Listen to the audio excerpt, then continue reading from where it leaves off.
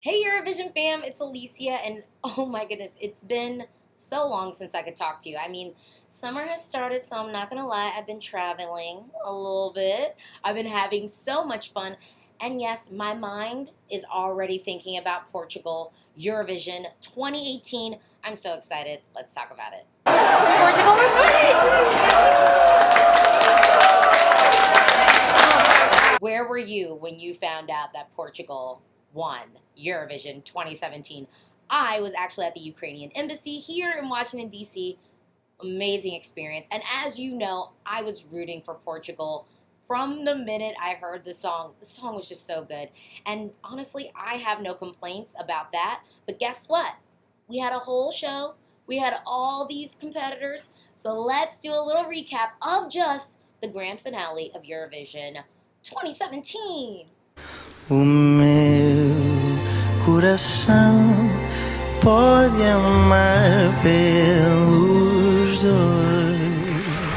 I thought Bulgaria probably had like all around the best. Yes, I'm going to say it again. I think Bulgaria had the best staging this year. I loved how it was sort of like the Matrix. I thought that the use of effects wasn't overdoing it. I thought it was really additive, and I don't think that it detracted in any way from Christian's performance. I mean, his vocals were really good, and you know, honestly, like I would have been fine with Bulgaria winning this year. I totally would have been fine with that. But for me personally, just as a viewer at home and a Eurovision fan, Portugal has had a long time in this competition, and I think they really came back this year and did it right.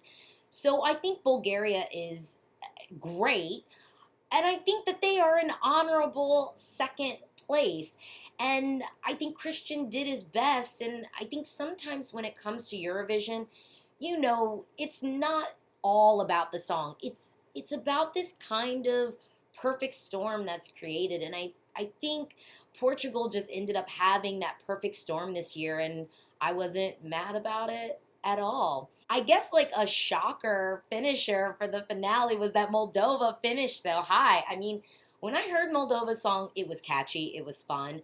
I loved the song, and honestly, I didn't think it would do as well as it did, really because of y'all.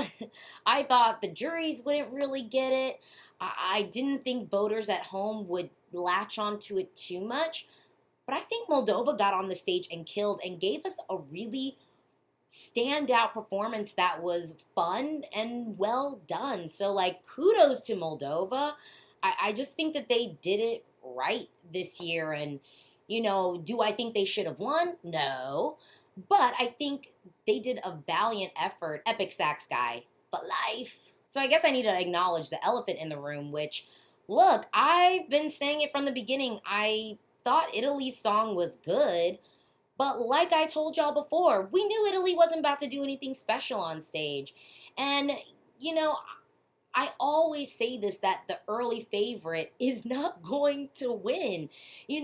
Again, I talk about this perfect storm that's created. I mean, I thought Francesco did a great job. I thought the song was good.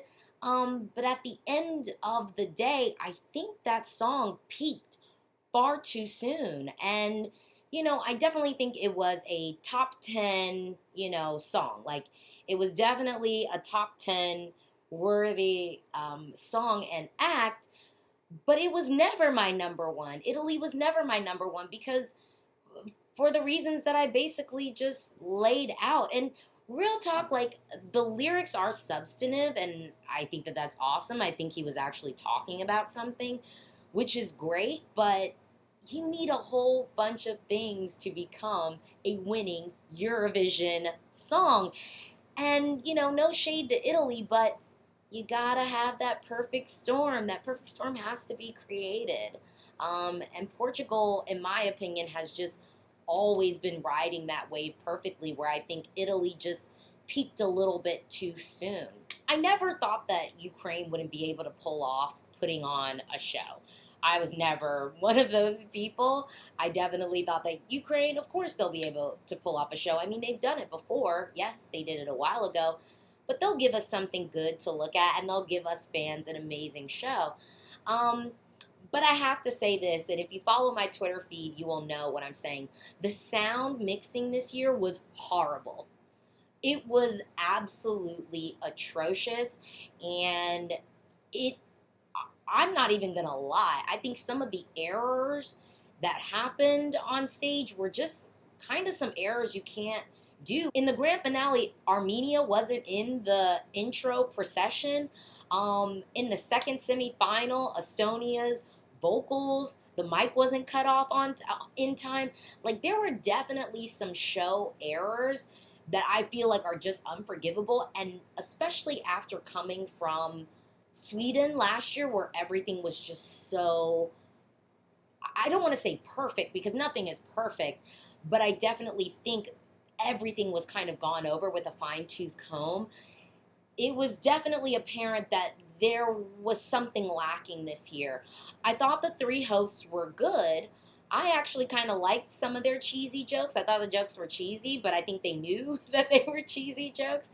So I actually kind of appreciated like the sense of humor. I was happy to see Ruslana performing in the finale. I was really excited about that. And I liked the electronic act that they had perform. I thought they were great too. I am not a fan of Jamala's new music. I don't like any of these songs. Yeah, Jamala's new songs, I'm not feeling them. And, you know, I have to say that next year when it comes to Eurovision, I'm really looking forward to maybe having some established artists come out of the competition. You know, Loren is a great example of someone who won Eurovision and has been able to somewhat ride that wave into churning out music that I think is accessible to all. But yeah, I was not feeling those Jamala tracks at all. So let's talk about Spain, bringing it up from the bottom, and really Germany being only a point away.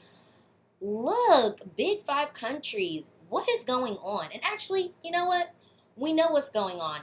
I feel like these big five countries need to start listening to their public a little bit more, and maybe some of these broadcasters needs to start watching videos like mine, because Germany, there is no reason that Lavinia had that song. That song was not a winning song. It was not a top 10 song, and the results show that. And I just think on a level, some of these countries, I just think you're so stuck in your ways that maybe you need to like think about listening to some folks like, I don't know, me, like some of you that are going to be commenting on this. Listen to some of the people in your public, because when Lavinia came out with that song, I think the message was pretty clear, and I think the chorus was pretty loud that Germany was going to have a hard time finishing top 10, and was looking at and facing hitting the bottom.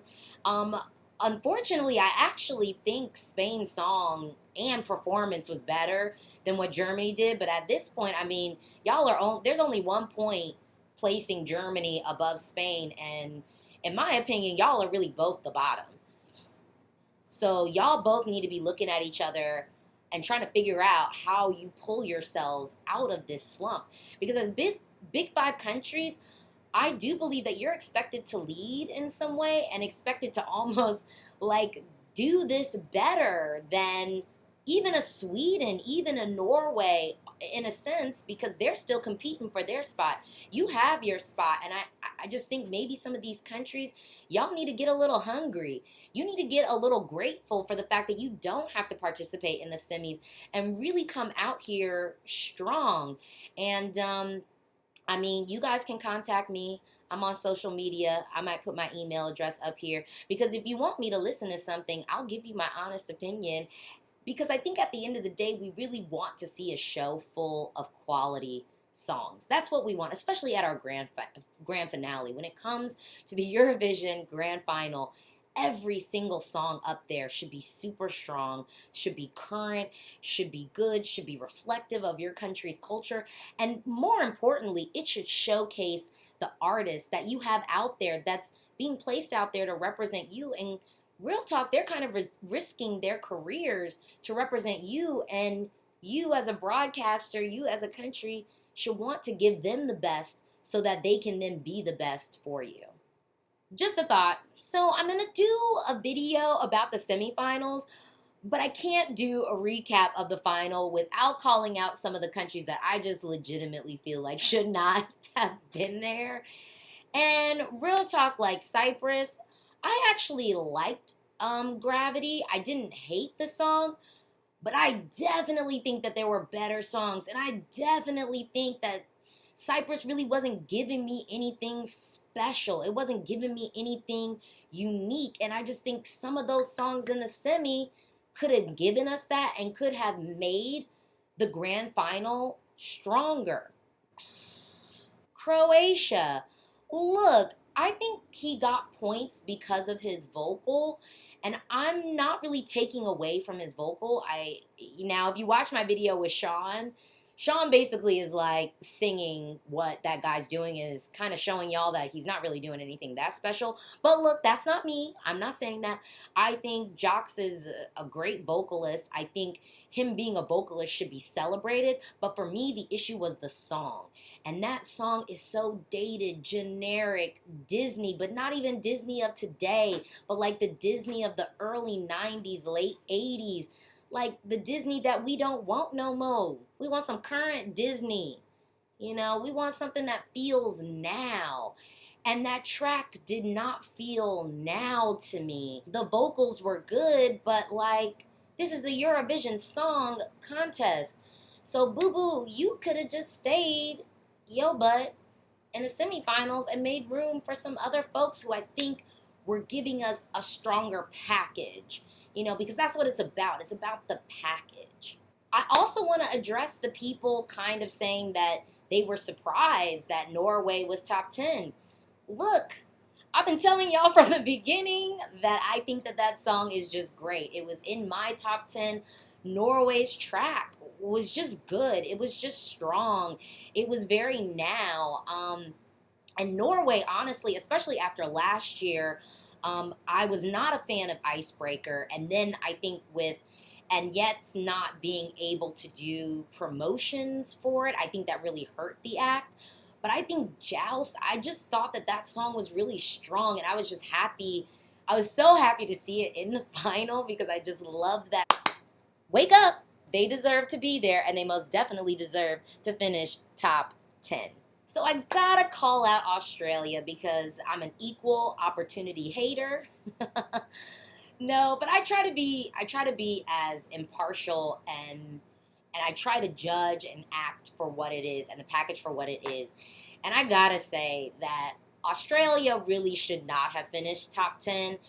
And I'll tell you why. As much as I liked Don't Come Easy, as much of a strong vocalist as I know Isaiah is, he was not his vocal best the week that it mattered for him to be at his vocal best. And look, like, again, I really liked the song. I was worried that it might not make the final, and I definitely think Australia should have been in the final. I personally agree. But Isaiah was not at his vocal best, and I do feel like, unfortunately, he really was not penalized for not being at his vocal best. And real talk, he should have been, especially when you look on the other side of the leaderboard and you've got Lucy Jones, who killed it for the UK. Yes, the song was not the best. Like, I definitely think the UK song could have been better, but she could have got more points. I think the Netherlands most definitely should have been top 10. And I don't know what was going on with the televote. Do y'all just not have a heart? I just feel like the Netherlands, what they did, Eugene, it was amazing. It was strong. It was good. I mean, it was perfection. And even though the song might seem a little dated, to me it didn't feel dated as much as like throwback, let's give a nod to it. That's just my personal opinion. Like, I do feel like that there is space for a song like that on the radio today. They just were so strong. They were so good. Like, to me, the Netherlands is offering a package because trust and believe Amsterdam could host Eurovision anytime. Like, they have the means to do it. So it's not about, oh, can your country, can your broadcaster afford it? No. Netherlands could host. They would have been deserving winners. The song was good. They sounded amazing. I mean, I have a hard time with someone who was vocally struggling finishing top 10 when you had better packages on the other side. I gotta talk about Armenia being completely ripped in the running order. Armenia should have finished higher. And I hate to chalk it up to the running order, but this is one of those times where I think the running order really killed Armenia because the song was good, the staging was good, the vocals were on point. I mean, like, Austria got more points than Armenia, which, no shade to Austria, but I'm like, Austria got more points. Croatia got more points. France got more points. And I think had Armenia closed the show as opposed to France closing the show, I think Armenia would have seen itself much higher on the leaderboard. I think Armenia finishing where they did most definitely was because of the running order, because that song was just good and the staging was just good. I mean, Armenia just falling someplace else on the running order, I think they would have done better. I was happy Belgium placed as high as it did. I liked that song. I did not understand the people coming for Blanche, talking about, oh, she don't have no personality. Oh, I don't connect with her on the stage. Like, that's just you. Like, that sounds like a personal problem because I was with it. I felt connected to her. I felt like she delivered the song in the way that she needed to. I thought that finale, her performance in the grand final was great. I think it was her best performance so far from what I had seen of the rehearsals and whatnot. Blanche was great to me, and I wasn't really aware of some of the hate, and I think Belgium finished right where they needed to finish.